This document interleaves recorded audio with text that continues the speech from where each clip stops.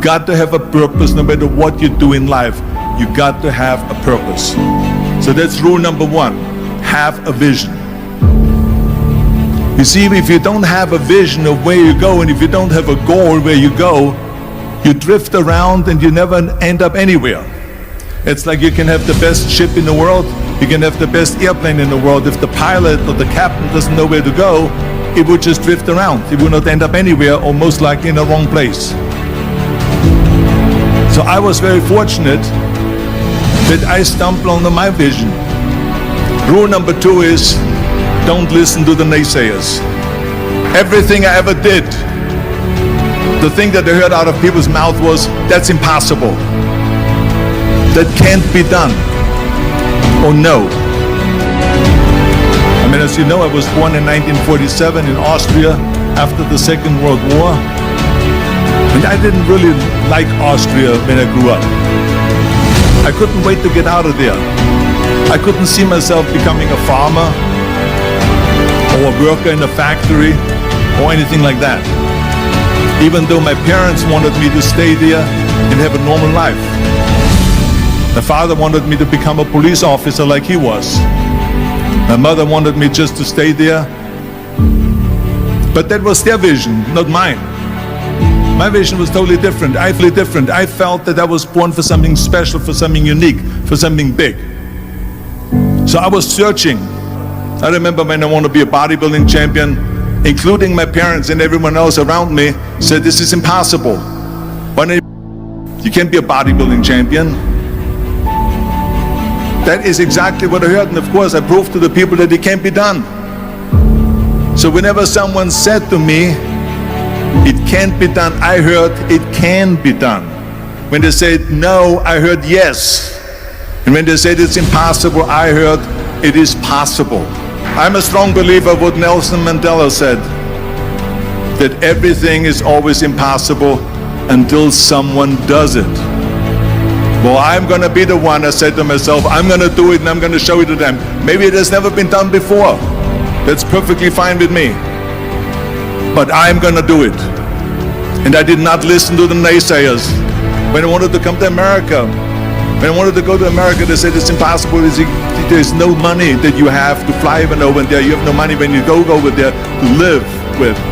It was all no, and it can't be done, it's impossible. And I remember then the same thing happened also when I went into show business. A studio executive, I say, I want to get into movies.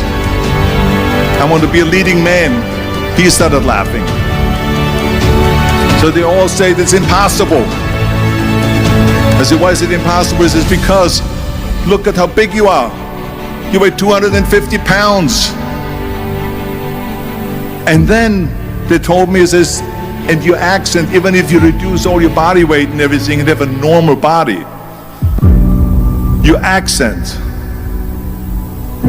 I said, your accent, I mean, it will go give people a goosebumps with the German accent.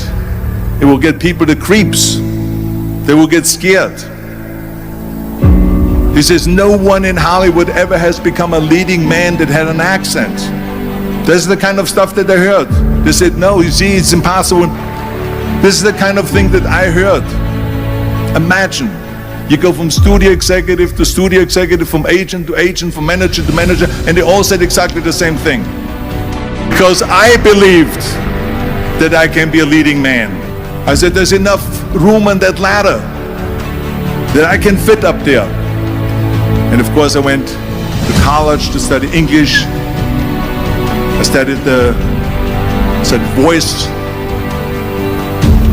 accent removal, acting classes, and all of this stuff. All day long, I worked and I worked and I worked. And within a short period of time, I made one movie called Hercules in New York, which of course went right into the toilet. It didn't discourage me. I still had the same vision. And then all of a sudden I did Streets of San Francisco. I did Stay Hungry and Pumping Iron and The Villain. And then all of a sudden I was asked by Dino De Laurentiis and the Universal Studio, the biggest studio, to star in Conan the Barbarian. And after I did Conan the Barbarian, the director at the press conference said to the press, the director was John Milius. He said to the press, if we wouldn't have had Arnold, we would have had to build one. The very body that they said can never be sold because the time is wrong. A few years later, I'm doing Conan the Barbarian, and it was the #1 hit at the box office when it came out in the summer of '82. Think about that. And the director says, if we wouldn't have had his body, we would have had to build one. So all of a sudden, my body became an asset, not a liability.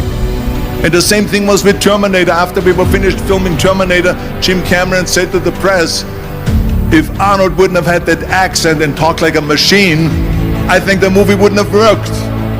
The body and the accent that they attacked was an asset. But I didn't listen to those losers. I didn't listen to them at all. It's just the reality of it is that you cannot listen to the naysayers. So this is a very important lesson for all of you. If I would have listened to the naysayers, from bodybuilding to show business to politics, I would be in Austria in the Alps yodeling. So this is why I say don't listen to the naysayers. And the next thing, the third point that I'm going to make to you is work your ass off. There is no magic pill. There is no magic out there.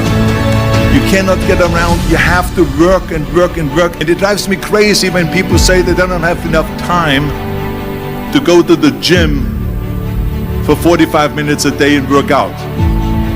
Or to do something for 45 minutes to an hour a day to improve. If it is physically improve or if it is mentally to improve. Imagine you read 1 hour a day about history. How much you will learn after 365 hours in 1 year. Think about if you study about the history of musicians, of composers, how much you would know. Imagine if you would work on a business, on some business that you want to develop every day for an hour.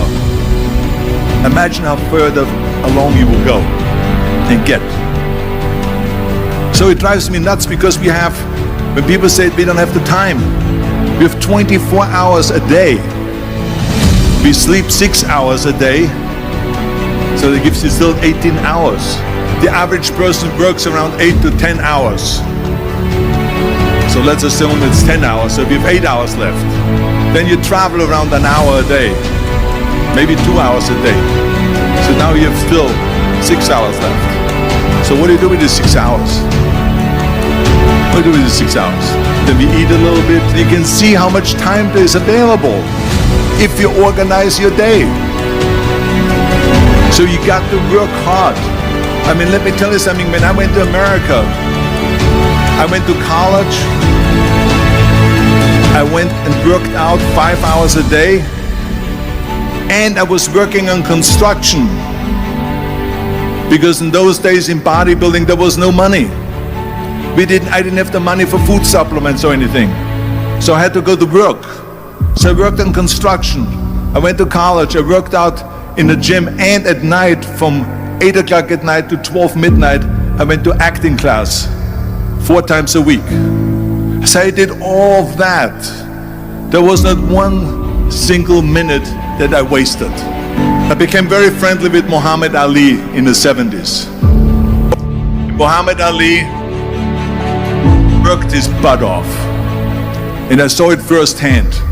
And I remember that there was a sports writer that was there in the gym when he was working out and he was doing sit-ups. And they asked him, how many sit-ups do you do? And he said, I don't start counting until it hurts. Now think about that. He doesn't start counting his sit-ups until he feels pain. That's when he starts counting. That is working hard. And so you can't get around the hard work. It doesn't matter who it is. As a matter of fact, I believe what Ted Turner said, work like hell and advertise. You get it? Work like hell, go to bed, and early to rise, work like hell and advertise. So you work your ass off and then you let the world know about your work.